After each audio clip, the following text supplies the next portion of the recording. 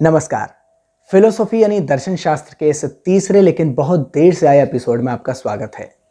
आप में से अधिकतर लोगों से मेरा सवाल ये है कि क्या आपने फिलोसॉफी या दर्शन शास्त्र को कभी पढ़ा है, और अगर नहीं पढ़ा है तो क्यों नहीं पढ़ा है। चलिए आपकी बात छोड़ भी दें तो अपने आसपास के 150 लोगों से ज़रा पूछ कर देखिए कि उनमें से कितने लोग ऐसे हैं जिनके स्कूल या कॉलेज में फिलोसॉफी यानी दर्शन शास्त्र कोई एक सब्जेक्ट हुआ करता था। और अगर उनके स्कूल या कॉलेज में वो किसी वजह से दर्शन नहीं भी पढ़ सके तो पूछिए कि ऐसे कितने लोग हैं जो अपने घर में दर्शन की किताबें रखते हैं और उसे पढ़ते हैं सिर्फ इसलिए कि उनका इंटरेस्ट है इस सब्जेक्ट में।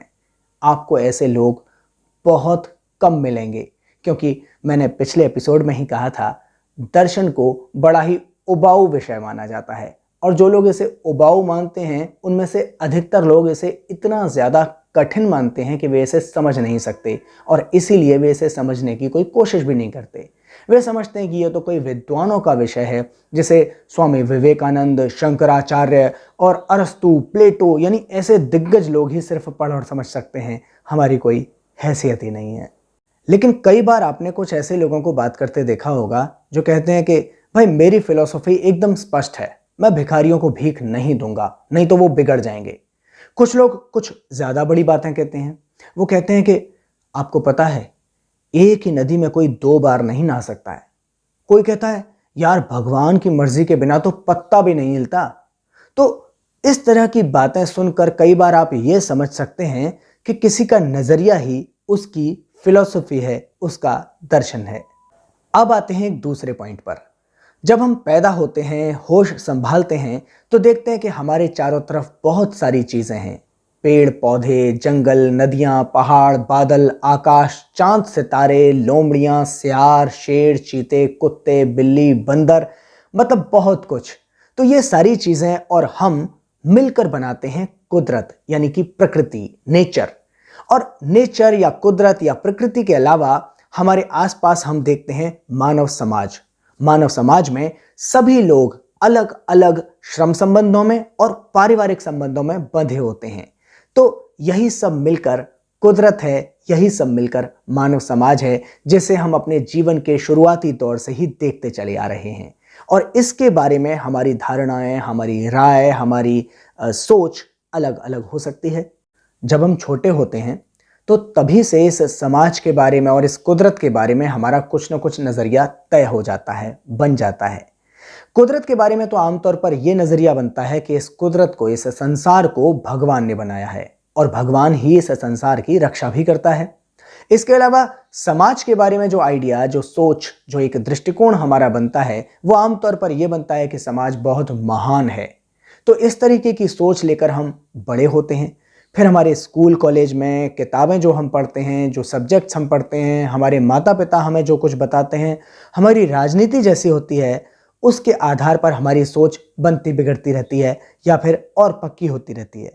मान लीजिए कि जिस गांव में या जिस मोहल्ले में आप रहते हैं उसमें 1000 लोग रहते हों, तो सबका नज़रिया एक जैसा हो ये तो मुश्किल है। मान लीजिए कि बहुत सारे लोग ऐसे हैं जिनका मानना यह है कि भगवान होते हैं, तो ये हो गया कुदरत के बारे में एक किस्म का दर्शन। अब मान लीजिए कि 2 लोग ऐसे भी हैं जो ये मानते हैं कि भगवान नहीं होते हैं, तो ये हो गया दूसरे किस्म का दर्शन। और इन 2 लोगों में से भी अगर एक आदमी ऐसा है जो ये कहता है कि हमें कैसे पता कि भगवान होते हैं या नहीं होते हैं, क्या हम ये पता कर भी सकते हैं और इसे पता करने का कोई फायदा भी है, तो ये हो गया तीसरे किस्म का दर्शन। इसी तरीके से समाज के बारे में भी दर्शन होते हैं। जैसे मान लीजिए कि बहुत सारे लोग ये मानते हैं कि यह समाज बहुत महान है, इसे ऐसा ही रहने देना चाहिए। यह हो गया समाज के बारे में एक किस्म का दर्शन। और कुछ ऐसे भी लोग हो सकते हैं जो कहते हैं कि ये समाज सड़ चुका है, इसे बर्बाद कर देना चाहिए, खत्म कर देना चाहिए। जैसे गुरुदत्त की फिल्म प्यासा का ये गाना है ना, जला दो इसे, फूंक डालो ये दुनिया, मेरे सामने से हटा लो ये दुनिया, तुम्हारी है तुम ही संभालो ये दुनिया, ये दुनिया अगर मिल भी जाए तो क्या है। और एक तीसरे किस्म का दर्शन ये भी हो सकता है कि कई लोग ये माने कि अच्छाई और बुराई हर जगह होती है और जो समाज कल बनेगा उसमें भी अच्छाई और बुराई होंगी। फिर क्या जरूरी है कि कल जो समाज बनेगा वो फिर से आज जैसा नहीं हो जाएगा? बुराई के बिना तो अच्छाई का कोई अस्तित्व ही नहीं है। और अगर बुराई होगी ही नहीं तो हम ये पता कैसे करेंगे कि अच्छाई होती क्या है? यह है तीसरे किस्म का दर्शन। तो अब तथ्य की बात यह है कि मनुष्य की सोचने की सीमा इन तीन किस्म के दर्शनों के पार अब तक नहीं जा सकी है। यानी जितने ही किस्म के नजरिए हमें अपने इर्द गिर्द के लोगों के देखने, सुनने, समझने को मिल जाएं, लेकिन वे होते इनमें से किसी न किसी एक दर्शन की श्रेणी के ही हैं। जब भी आप किसी किताब को, किसी दर्शन शास्त्र की किताब को पढ़ें तो आप यही मत सोच लीजिएगा कि यह किसी महान सत्य को या फिर किसी महान विज्ञान को बताने वाली किताब है, क्योंकि हर किताब का भी अपना एक अलग दर्शन होता है। अगर दर्शन सही है तो किताब का तर्क जो है वो भी सही होगा। अगर दर्शन ही गलत है तो निश्चित तौर पर उस किताब का तर्क गलत होगा। और अगर दर्शन अस्पष्ट है, यानी लिखने वाला जो है उस किताब का, उसका लेखक, उसका दर्शन ही अस्पष्ट है, तो आपको उसमें तर्क भी अस्पष्ट, अजीबोगरीब मिलेंगे। अब सवाल यह भी है कि लोगों के नजरिए गलत क्यों होते हैं? तो जवाब यह है कि किसी ऐसे दौर में जब चारों तरफ सत्य का पता ही ना हो तब लोगों की धारणा गलत ही होती है।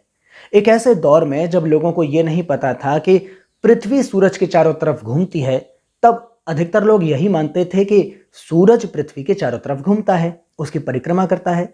लेकिन जब कुछ वैज्ञानिकों ने आगे बढ़कर बहुत शोध करने के बाद में ये साबित कर दिया कि पृथ्वी सूर्य के चारों तरफ घूमती है, सूर्य पृथ्वी के चारों तरफ नहीं घूमता है, तो उस दौर के जो धर्मगुरु थे, उस दौर के जो राजा थे, शासक थे, उन्होंने इस बात के लिए उन्हें पुरस्कार नहीं दिया, उन्हें सम्मानित नहीं किया, बल्कि उन्हें जिंदा जला दिया, मार डाला। क्योंकि अगर सत्य लोगों को पता चल जाता तो धर्मगुरुओं की पोल पट्टी खुल जाती और जनता धर्मगुरुओं की बातों को मानना बंद कर देती। इससे धर्मगुरुओं का धंधा खत्म हो जाता, उनका धंधा चौपट हो जाता, उनकी धन दौलत, ऐशो आराम खत्म हो जाता। यानी अगर लोग मनगढ़ंत बातों पर ही यकीन करते रहें, सत्य पर यकीन न करें, तो धर्मगुरुओं का धंधा चलता रहता है और इसी तरह से नेताओं का भी धंधा चलता रहता है। यानी धर्मगुरु और नेता गलत बातों को, मनगढ़ंत बातों को ही आपके दिमाग में ठूंस कर अपना धंधा चला सकते हैं। अगर लोग सत्य की पहचान करना सीख जाएं तो इनका तो धंधा ही चौपट हो जाएगा। फिर ये क्यों चाहेंगे कि आप तक सत्य पहुंचे? इटली का एक वैज्ञानिक था, जियोर्डानो ब्रूनो। उसे आज से 421 साल पहले धर्मगुरुओं ने इसलिए जिंदा जला दिया क्योंकि वो कहता था कि पृथ्वी सूर्य के चारों तरफ घूमती है, न कि सूर्य पृथ्वी के चारों तरफ घूमता है। लेकिन जब धर्मगुरुओं ने उस पर दबाव डाला कि वो अपनी बात से पीछे हट जाए, सत्य से पीछे हट जाए, माफी मांग ले, तो उस बहादुर वैज्ञानिक ने ऐसा करने से मना कर दिया। इसी तरह से एक स्पेन का वैज्ञानिक था, माइकल सर्वेटस। उसने ब्लड सर्कुलेशन सिस्टम की खोज की थी और बस इसीलिए उसे मार दिया गया। इस तरह के तमाम वैज्ञानिकों को, तमाम दार्शनिकों को उस दौर के धर्मगुरुओं ने मार दिया, जिंदा जला दिया। ये सारे लोग जो बातें कहते थे वे आज सिद्ध हो चुकी हैं, वे सत्य हैं। और ऐसा सत्य कहने वाले लोगों को जब जिंदा जलाया जा रहा था तो कोई खुदा, कोई ईश्वर इनकी मदद के लिए नहीं आया। अब सवाल यह उठता है कि लोग गलत धारणाएं या गलत विचार क्यों रखते हैं? तो इसके जवाब हैं दो। पहला तो ये कि सही तथ्य की जानकारी समाज में मौजूद ही न हो। जब ऐसा होता है तो लोगों के पास गलत ही जानकारी होती है, उनकी धारणाएं गलत ही होती हैं। और दूसरी बात ये कि कुछ लोग ऐसे होते हैं जो सही जानकारी को, सही तथ्य को, सही विचार को लोगों तक ले जाना ही नहीं चाहते। इसीलिए वे बार बार बड़े जोर शोर के साथ में गलत बात को प्रचारित करते हैं और उनकी धन दौलत इसी गलत बात पर, गलत धारणा पर ही टिकी होती है।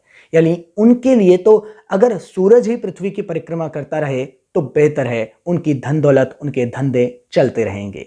लेकिन मैं सही विचार जानना चाहता हूं और सही विचार जानकर मैं इस समाज को बेहतर बनाने में मदद करना चाहता हूं।